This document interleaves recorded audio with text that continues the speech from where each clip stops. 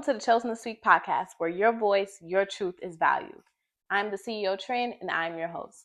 On today's episode, we'll be diving into the story of how I moved out at 18 and my journey living alone. Last week, I rewinded back to my childhood and upbringing, so I advise that if you haven't already, that you tune into episode 1 before continuing this episode. Now, let's start with the backstory. I was in a toxic relationship with a 25-year-old from the time I was 17, and it lasted 2.5 years. I loved this man so much, but he was crazy in love with me. One day, our good days turned upside down, and I started to see a different side of him, which I learned was the real him. I tried to keep all the mental, emotional, and physical turmoil that I was experiencing in that relationship hidden, but it somehow followed me home and began to affect my livelihood. I've always been an unproblematic individual, so if I recognize a problem, I try to solve it in the most peaceful way. Me and my boyfriend weren't having any specific issues on this day, but I just woke up and was over it all. I felt like what was understood didn't need to be explained. There was no way I was going to be able to tell him that I didn't want to be in a relationship with him anymore, and he accepted. I was tired of being trapped in a relationship that I was no longer happy in, and I realized that I was just way too young to be going through all this. I knew that initiating a conversation with him or attempting to give him closure wouldn't work because in his head, there was no leaving him. So I had no other choice but to block his number, the text now numbers he would create when I would block and unblock him, as well as his profiles on all social media platforms. Shortly after, the same day as I'm blocking him, the police showed up to my mother's door saying that they got a call that I tried to inflict harm upon myself. I knew someone had to be prank calling, and the police wouldn't tell us the number, so I didn't think anything of it. It was either the police or firefighters that showed up to my mother's home every day for a different reason for about a week straight. Then I went to school and there was a severe threat called in, so they sent us all home. At that point, I had suspicion that it may be him who was doing this. I blocked him on Snapchat to ask if it was him, and he didn't admit it at first, but later did. But I realized that I would rather go through this with him with no contact than to be in contact with him and still be going through this. I knew that even if I kept him unblocked as he requested, that was his promise to stop the false calls was a lie. This caused a disturbance to my mother's home, so she began to get upset with me. She thought these calls were provoked, but I kept trying to explain to her that all this suspicious activity and false calls started once I blocked that man on everything.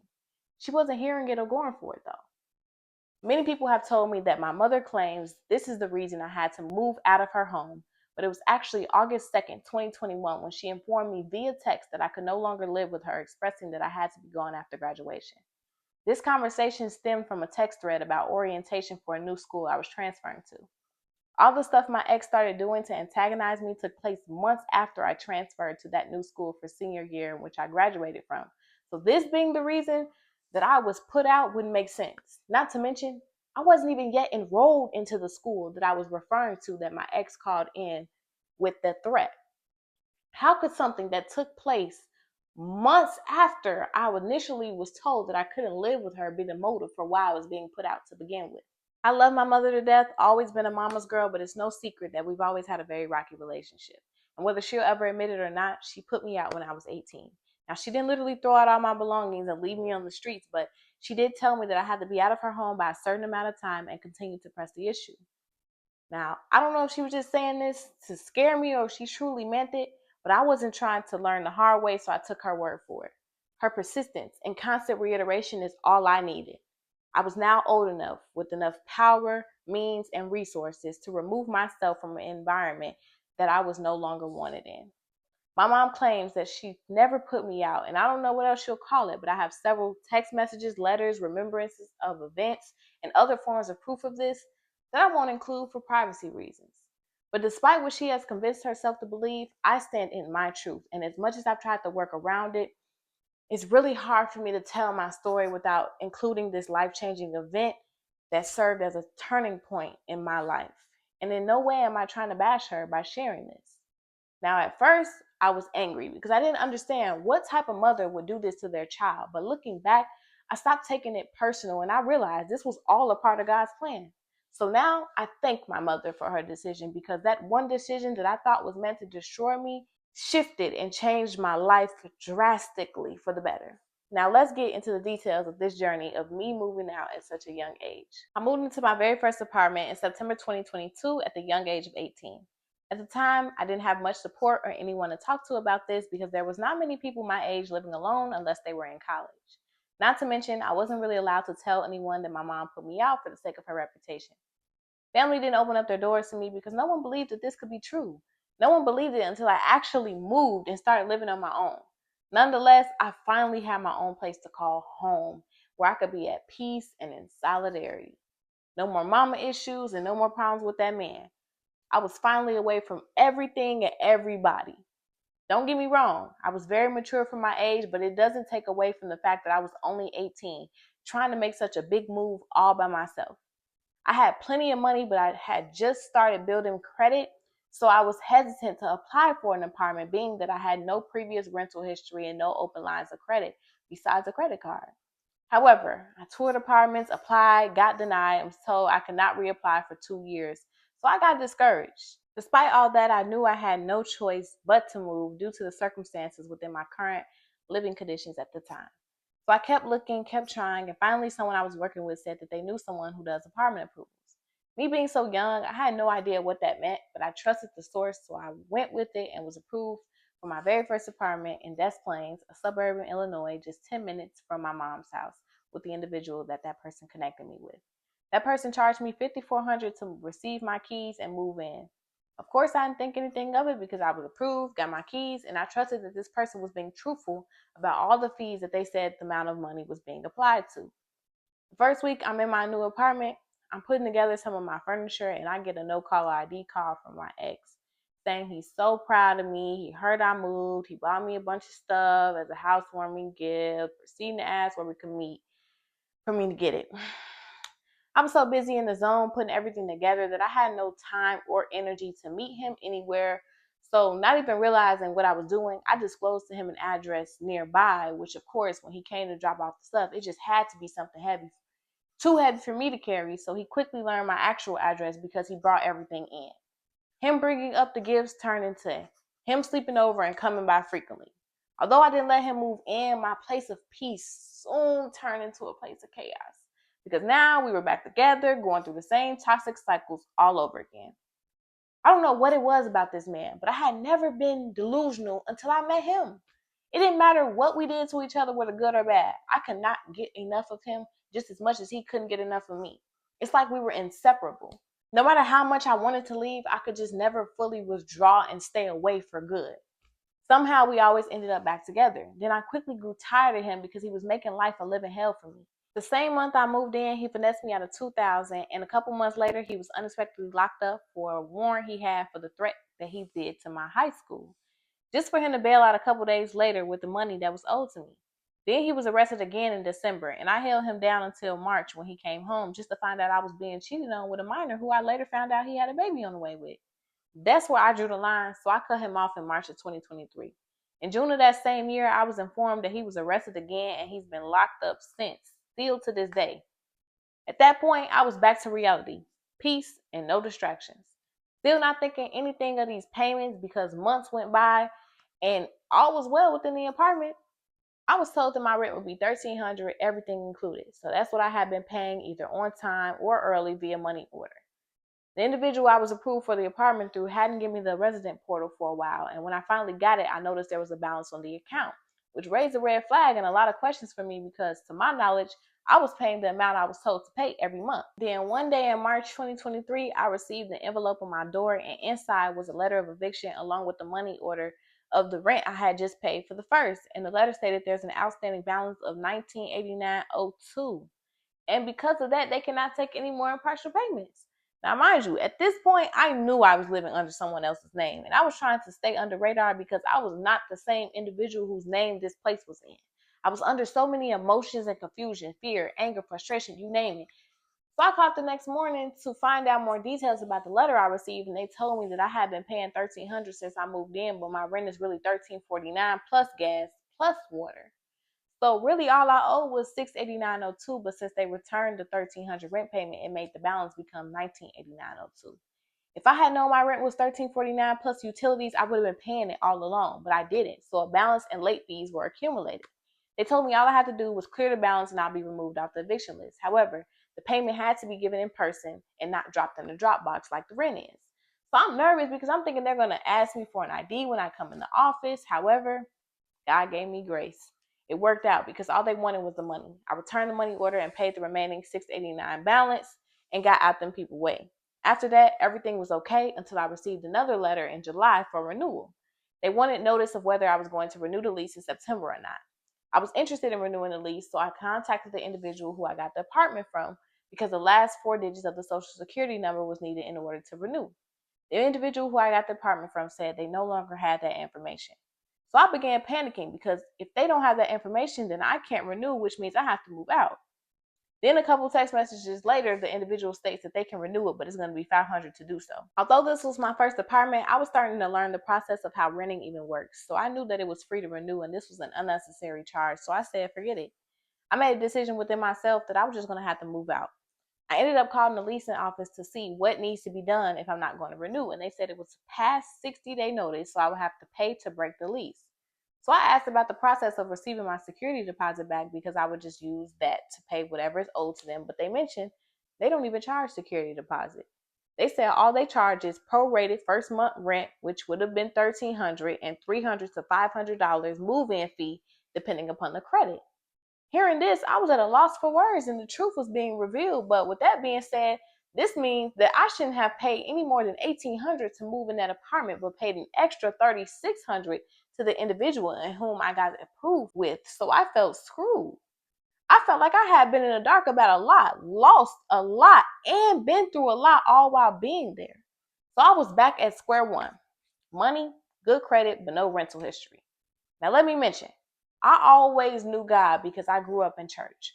God was the center of each of my parents' households. My dad was a minister and a gospel artist, and I had a mom who was very active in the church. However, although I knew God, I had no personal relationship with him. I honestly would just go to church because I felt like I had to until I was old enough to choose not to go.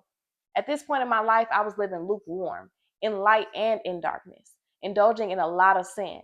But at the same time, being isolated in my own very first apartment drew me closer to God. And I started going back to church, praying, getting into the word, etc. But I was still being of the world. Regardless of everything that I went through with that apartment, I knew it was nobody but God who kept me there for the entire year without anything falling back on me.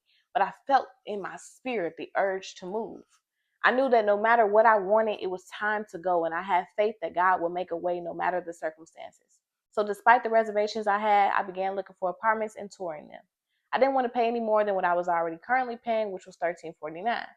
Being that I grew up privileged, I couldn't just settle for anything. So either the apartments were not up to par, too expensive, or I was being told that I didn't meet the eligibility requirements.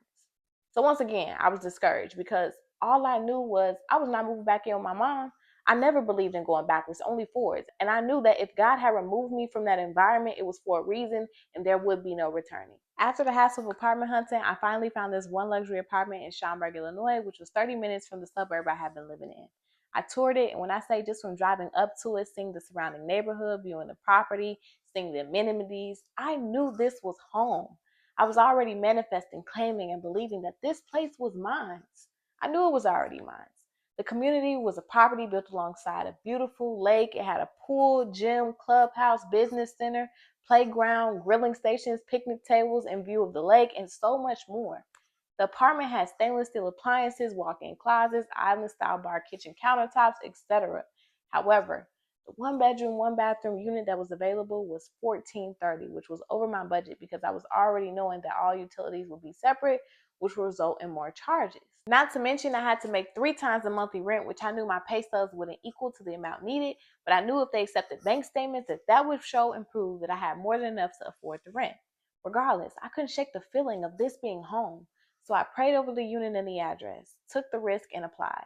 Shortly after, I was approved for a bigger unit with a kitchen pantry, which was $1,445.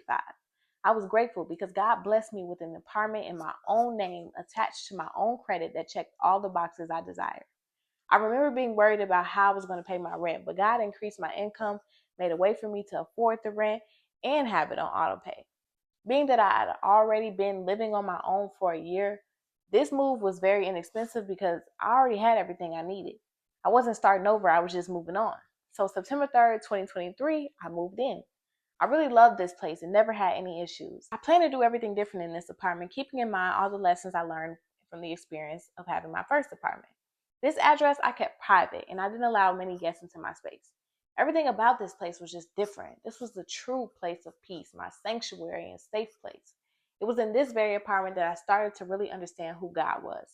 I began reflecting, and I even realized when I was forsaking God, He was keeping me, giving me grace, favor, and mercy. And I knew that it was not by coincidence or luck, but it was He who was keeping me for a divine purpose. I started reading my Bible, praying every day, going to church week by week, and even started fasting. This apartment is where me and God locked in. I intentionally started living righteously, dying to my flesh and being renewed by the Spirit. And this apartment is where I got on my knees, cried, prayed, and surrendered my whole entire life to God. This is when I agreed that I would let go and let God, walk by faith and not by sight, trust Him, and live solely according to the will, plan, and purpose He has for my life. And this apartment is where my spiritual gift was revealed to me. It was in this apartment when I began to hear and receive from God clearly more than ever before. This is when I began to stop living for me and start living for God. This is when I stopped doing what Trin wanted to do and started doing what God told her to do. It was in this place that God started to transform me. Let's flash back. Since a very young age, I've always had dreams of living out of town in a big house. I love watching HGTV, home tours on YouTube, and home renovation shows. I would browse Pinterest for hours just looking at homes and the rooms within it, pinning them to my Pinterest board titled Luxury Homes and Rooms. I was so obsessed with real estate that I wanted to be a realtor and interior designer. I always said that when I got rich, I was going to move to Cali and live in a big house in the hills. Just like I always said I was going to move out at 18 and so happened to do so, I always knew I was going to move out of town. I just didn't know when. Honestly, didn't have any intentions on doing so until I got rich and could move to Cali to fulfill that childhood dream. But God had other plans. As I was signing the lease for that luxury apartment I had just got approved for, I heard God say to me, "This is your last year in Chicago and your last year renting an apartment." It became real to me that I had one more year left in my hometown. I visited Atlanta and felt like this was the place to be. They call it Black Hollywood, and I thought this would be a good stepping stone for me until being able to move to Cali. I started looking for residence in Atlanta and all, but God said no, and He made that no very clear. And I knew the year would fly by, so I had to start praying for clarity because I didn't want to make a wrong move with such a big move. Through prophecy, signs, dreams, subconscious journaling, fasting, and prayer, Texas was revealed as my next destination. I was shocked. I'm like, okay, God, I see what you're doing. You moving me to a place where I don't know anyone and won't have any distractions. So next thing I had to figure out was where in Texas God wanted me to go. Fast forward to May 2024, after fasting, God gave me instructions to resign from my part-time job at T-Mobile. I had already been praying, asking God to allow me to become a full-time entrepreneur and content creator. So I knew this is why I was being told to leave the job, but I wasn't seeing the fruits of my labor, so I wasn't comfortable leaving my 9 to 5 until my businesses began working for me and generating consistent, substantial income. That same month, I asked God, what's next? And He told me to tap into my inner child. So instantly, my mind thought back to how I've always had interest in real estate. So I began doing research on what's required to become a real estate agent and did research on course options. I was about to enroll in real estate school for Illinois, but my aunt told me that I should enroll in real estate school in the state that I plan to move to. She's a licensed realtor, by the way. So I enrolled in online real estate school for Texas and began in June. The Bible says obedience is better than sacrifice. So May 31st was my last day at T-Mobile. I received my last check from them in June, and after that, everything became stagnant. All 4 of my businesses took a standstill, and I began living off my savings. Nonetheless, I had something to look forward to because I knew God was moving me to Texas, and I was now enrolled in school pursuing a real estate license for the state of Texas. I began doing research on the real estate market in Texas, and I realized why this move as a whole would be beneficial for me. I came to the conclusion that Houston is where God was taking me. The population in Houston was growing, which explains why the housing demand is high. I felt as though God removed me from the job so that I could have the time and energy to really focus on school. I didn't mention earlier, but I graduated high school a year early and went to college right away, but never returned after first semester. I believe anything worth doing is right. So I didn't think I'd be able to look for residence, move into my own apartment, work a job, do business, and go to school. So I chose not to go back to school. It's not that I didn't want to go to school. The timing just wasn't right. But God made a way years later for me to return back to school, but for what I really always wanted to do, which was real estate. Also, real estate is much easier and takes way less time. And the course I enrolled in was all online and self-paced. I I wouldn't have to spend 4+ years in college just to get a degree. Instead, I could spend 3 to 6 months, sit for an exam, and receive my real estate license. From the moment I knew God was moving me to Houston, I began looking for residence. I had already said that regardless of where I lived, I wanted the next place I live in to be a high rise or a penthouse with a city view. I began looking, but the pricing was just super expensive, as I already knew that it would be. I wanted at least a 2 bedroom so that I can have an in-home office and content space. So I started looking at houses instead and realized that I could have a bigger place of residence for way cheaper because the cost of living in Texas is very cheap. Then I started to snap back into reality and got discouraged because I was finding houses, but I felt as though there was no point in me inquiring or applying for them because I had no source of income. God said to me, I'm trying to teach you how to stop settling.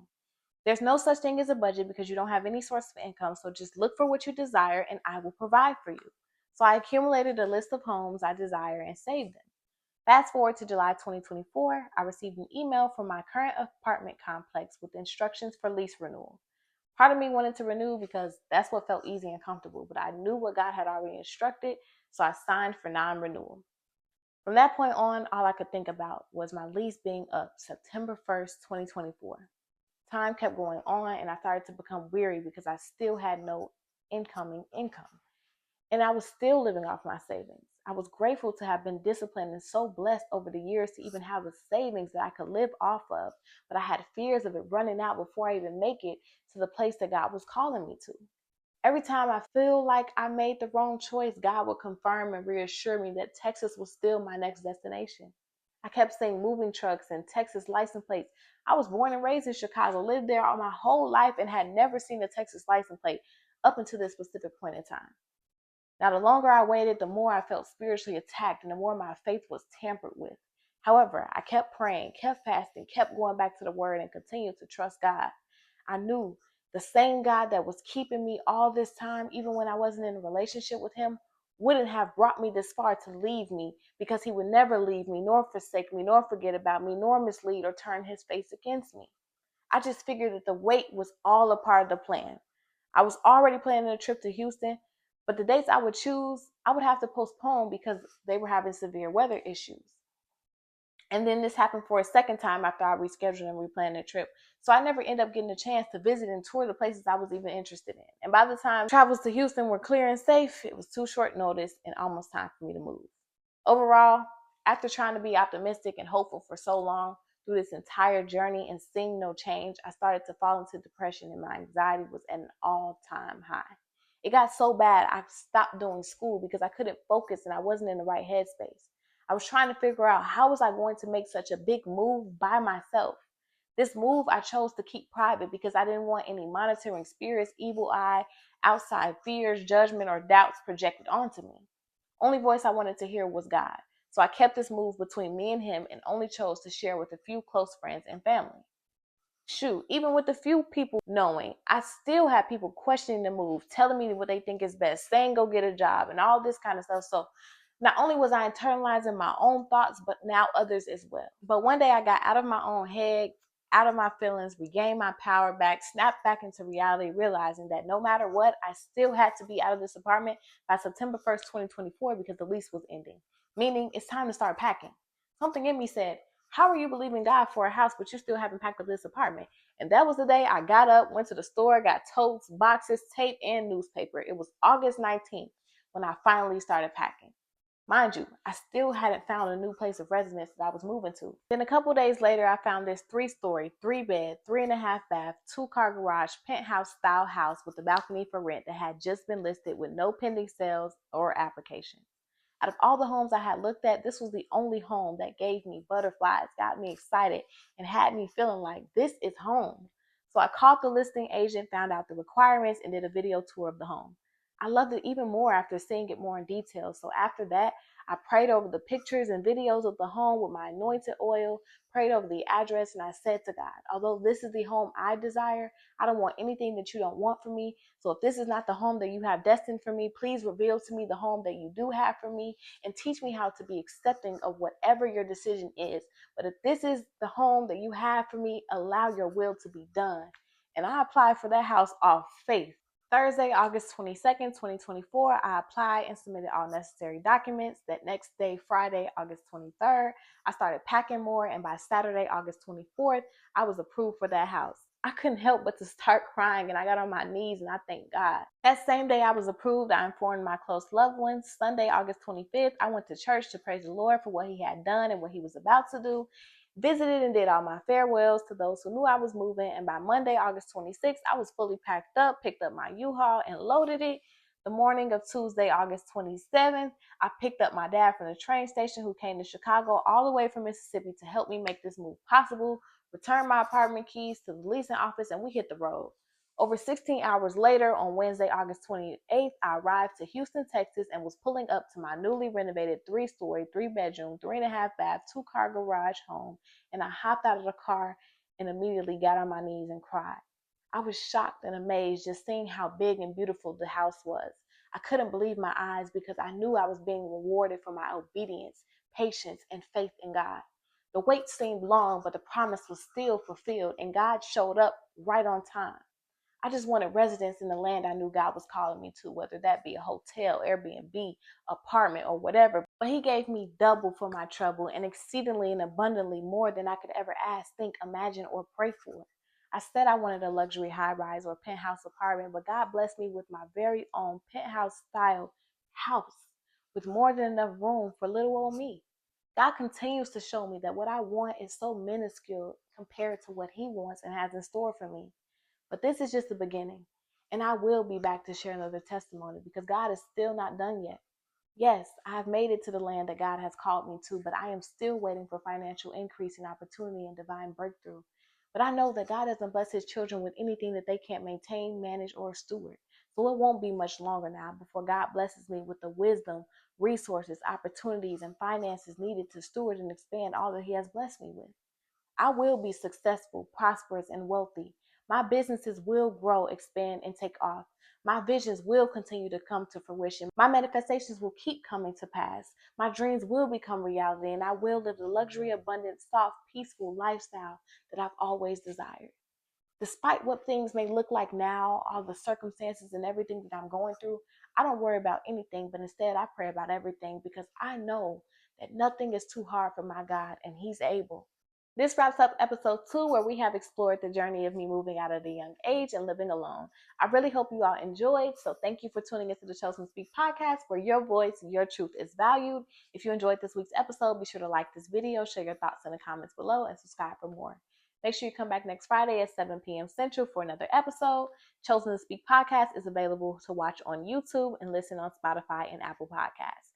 In the meantime, stay connected with us on TikTok at Chosen to Speak podcast.